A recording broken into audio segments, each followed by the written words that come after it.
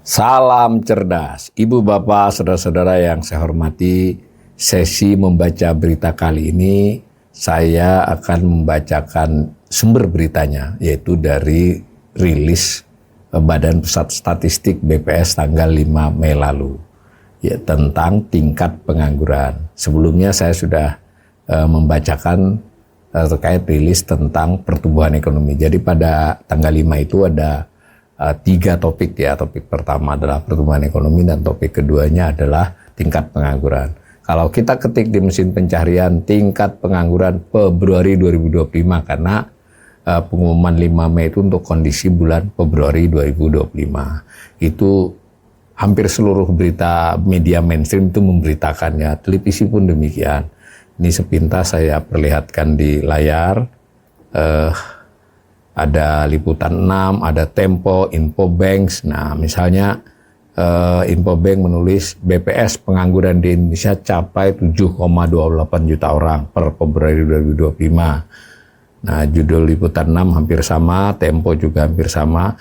Tapi masing-masing media sudah memuat lebih dari satu berita ya untuk media-media yang utama. Karena mereka selain memberitakan pernyataan BPS, kemudian juga melihat rinciannya, kadang ada sudut pandang tertentu yang dia sampaikan. Kalau intinya banyak sekali yang memberitakan. Nah, sebagai sebuah kanal yang bermaksud literasi, kali ini saya tidak baca berita-berita yang bisa dicari oleh ibu bapak saudara sendiri, hampir semua ya, Kompas, Infobank, Antara dan seterusnya. Saya langsung ke BPS-nya saja. Nah, sebagaimana biasanya Badan Pusat Statistik itu melakukan jumpa pers untuk beberapa data statistik yang penting dan rutin diutarakan. Dalam hal ini adalah soal ketenaga kerjaan itu setiap 6 bulan. Maka bulan Mei ini untuk kondisi bulan Februari. Jadi bulan Februari itu ada Sakernas, survei tenaga kerja nasional, diolah yang hasilnya disampaikan. Hanya saja perlu diketahui Februari ini sampelnya lebih sedikit daripada survei bulan Agustus untuk Sakernas. Yang Februari ini kalau saya tidak salah hanya di kisaran 75.000 responden dalam satuan keluarga, sedangkan di bulan Agustus itu 300 sampai 350.000. Karena itu kalau untuk merujuk yang disebut data tahunan, biasanya yang dipakai itu yang bulan Agustus ya. Tetapi kan dengan survei 6 bulan itu bisa juga dilihat perkembangan. Nah, umumnya perbandingan itu bukan Februari terhadap Agustus, tapi Februari 2020 terhadap Februari 2024. Nah, Kepala BPS itu menyajikan paparan yang kurang lebih 5-7 slide ya untuk topik ini. Kita lihat yang penting-penting. Ini judulnya Keadaan Ketenaga Kerjaan Indonesia. Jadi bukan judulnya pengangguran, tapi Keadaan Ketenaga Kerjaan Indonesia. Nah, Februari 2025 dirilis tanggal 5 Mei 2025. Nah, slide pertama ini gambar nih, ada gambar paling atas itu 216,79 juta orang. Itu penduduk usia kerja, bukan jumlah penduduk ya. Jumlah penduduk di kisaran 285 berarti. Yang usia kerja ini yang 15 tahun ke atas. Nah, di situ ada tanda anak panah hijau naik 2,79 juta orang. Jadi bertambah maksudnya. Tapi ini perbandingannya dengan Februari 2024. Jangan lupa ya, bukan dengan Agustus. Di sini juga ada keterangannya nih. Nah, di antara 216,79 itu, yang angkatan kerja 153,05 juta orang. Yang bukan angkatan kerja 63,74 juta orang. Ini penting dulu, konsep ini yang paling mendasar. Bukan angkatan kerja itu dia tidak masuk ke pasar kerja. Masuk ke pasar kerja itu ya mencari kerja.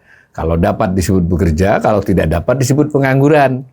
Nah, kalau bukan angkatan kerja itu dia usia kerja, tapi sekolah misalnya. Tidak cari kerja, tapi sekolah. Atau dia ibu rumah tangga, ataupun alasan lainnya. Yang jelas dia tidak masuk ke pasar tenaga kerja. Nah, angkatan menariknya adalah penduduk usia kerja ini bertambah 2,79 juta selama setahun. Tapi angkatan kerja bertambahnya 3,67. Artinya apa? Artinya dari penduduk 15 tahun ke atas yang bertambah itu lebih banyak yang masuk ke pasar daripada yang bukan angkatan kerja. Nah, ini bukan angkatan kerja malah turun turun 0,88 juta orang. Nah, dari ini yang dapat kerja 145,77 orang namanya bekerja, kemudian yang menganggur 7,28 juta orang dari 153,05. Nah, yang disebut dengan tingkat pengangguran itu 7,28 dibandingkan 153,05 ya. Jadi bukan dibandingkan penduduk usia kerja, apalagi dibandingkan jumlah penduduk. Nah, tadi beritanya adalah terkait 7,2 juta orang. Itu dulu. Nah, di antara yang bekerja, ada yang bekerja penuh 35 jam ke atas, ada yang tidak penuh, kurang dari 35 jam. Di antara yang tidak penuh itu ada yang paruh waktu, ada setengah pengangguran. Nanti sambil kita bahas. Ini kita lihat cepat saja dulu. Nah, ini diresumekan dari yang di atas tadi. Nah, angkatan kerja 153,05 juta ini adalah highlight dari yang tadi atas, khusus sebagian ini. Yang kerja sebegini, yang menganggur 7,28 juta orang. Nah, gitu ya. Nah, lalu disebutlah partisipasi angkatan kerja. Partisipasi angkatan kerja itu adalah penduduk usia kerja, angkatan kerja dibandingkan penduduk usia kerja. Nah, angka yang makin tinggi atau relatif tinggi ini, kurang lebih begitu, itu artinya banyak orang yang masuk pengen bekerja lah, dapat ataupun tidak. Nah, lalu informasi berikutnya adalah tingkat pengangguran terbuka. Nah, disebutnya tingkat pengangguran terbuka karena betul-betul tidak kerja ya. Tadi kan ada yang setengah penganggur, ada yang paruh waktu. Ini benar-benar nggak bekerja sama sekali. Itu tadi jumlahnya 7,28 juta orang. Lalu tadi jumlah angkatan kerjanya adalah 100, berapa ini tadi? 153,05. 7,24 juta dibagi 153,05 itu secara persentasi mendapatkan angka 4,76%. Nah, ini gambar dari beberapa tahun. Nah, kalau dibandingkan dengan setahun sebelumnya, berarti yang ini bukan yang sebelahnya, itu memang terjadi penurunan persentasi pengangguran dari 4,82 menjadi 4,76. Tingkat pengangguran terbuka turun.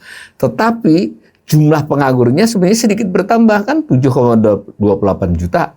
Padahal di Februari 2024 7,20, jadi bertambah.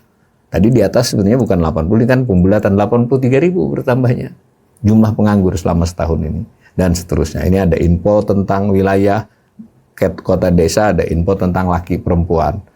Nah, informasi lain yang dipaparkan oleh Kepala BPS itu adalah mereka yang bekerja. Nah, tadi bukan yang nganggur ya, yang bekerja itu di sektor apa saja kan, mengikuti klasifikasi PDB, produk domestik bruto. Jadi ada 17 lapangan pekerjaan.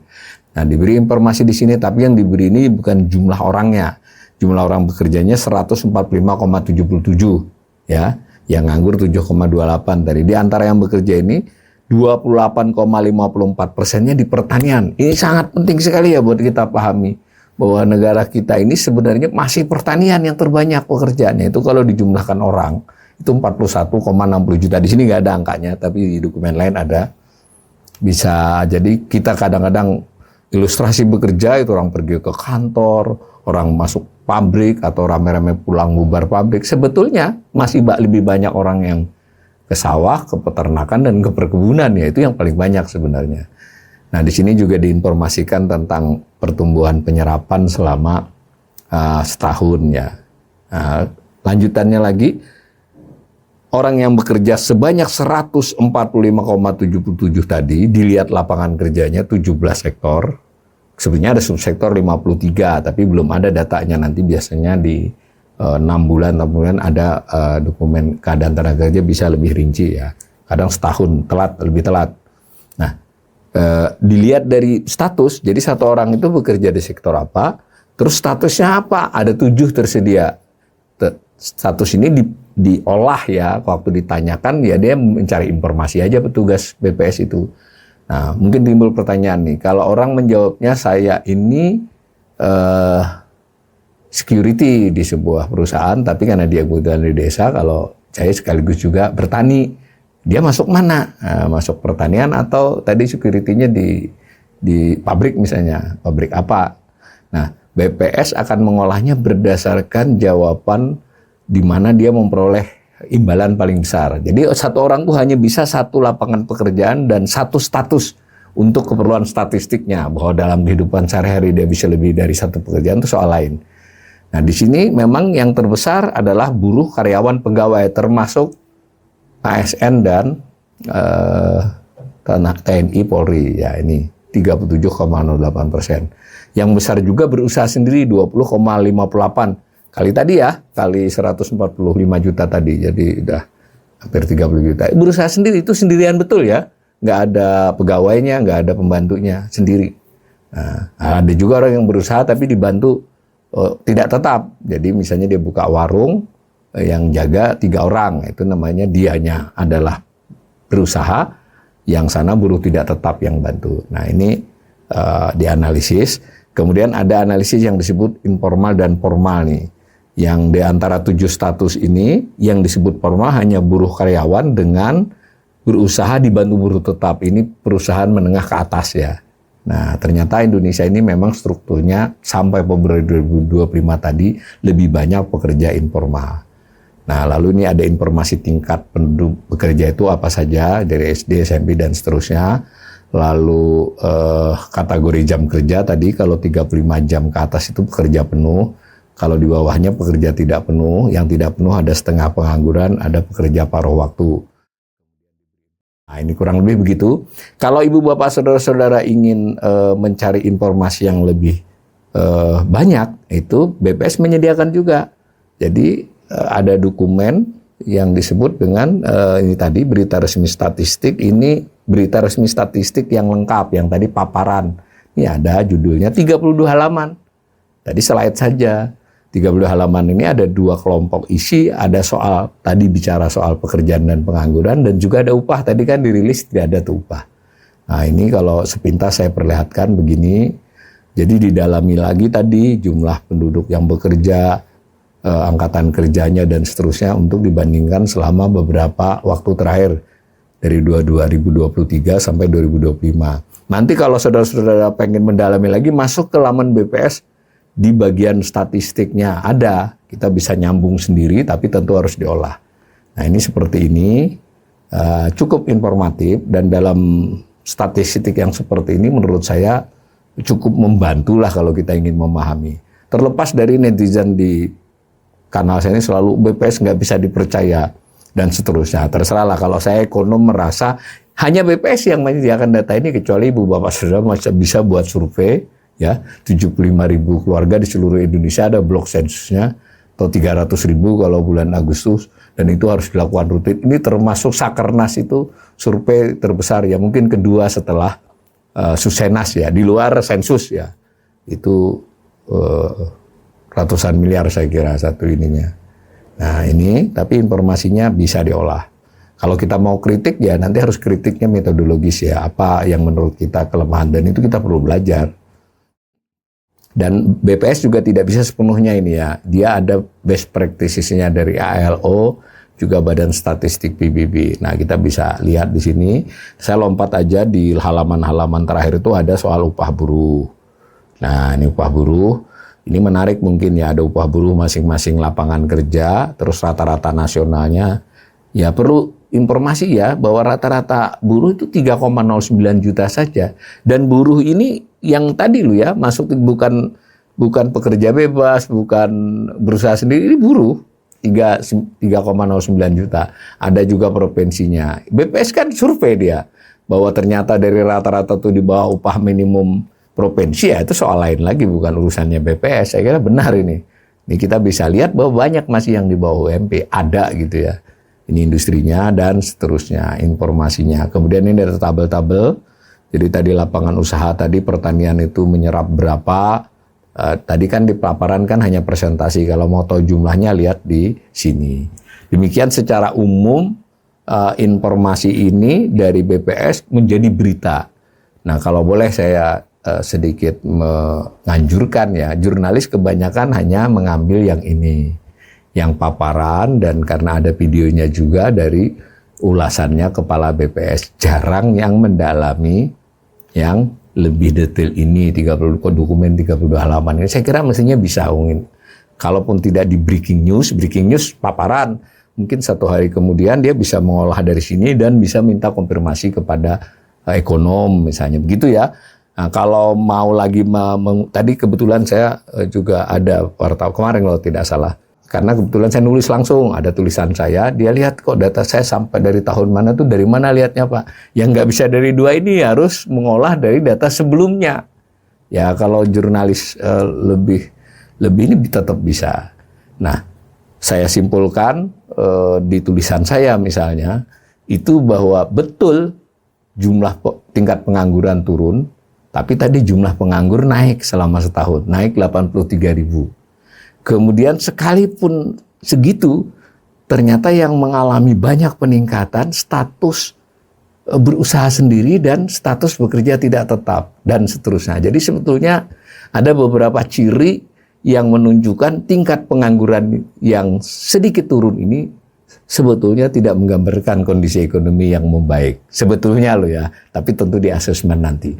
Nah sayangnya itu kelihatannya belum digali oleh jurnalis karena mungkin terkendala waktu yang pendek, tapi setelah beberapa hari kan bisa, dan bisa menanyai, saya tidak termasuk ahli banget, tapi mungkin bisa juga saya dan lebih banyak lagi para ahli yang mengerti soal ketenaga kerjaan, itu mungkin bisa berita-beritanya memperkaya kita para pembaca sehingga kita bisa lebih memahami apa yang sedang terjadi di perekonomian Indonesia khususnya setahun terakhir ini. Selain pertumbuhan ekonomi, kita juga harus memahami tentang kondisi ketenaga kerjaan. Bukan hanya soal pengangguran, tapi ketenaga kerjaan. Yang bekerja, orang tidak nganggur, tapi pekerjaannya membaik atau tidak, dan seterusnya. Mudah-mudahan informasi kanal ini bermanfaat buat para pemirsa.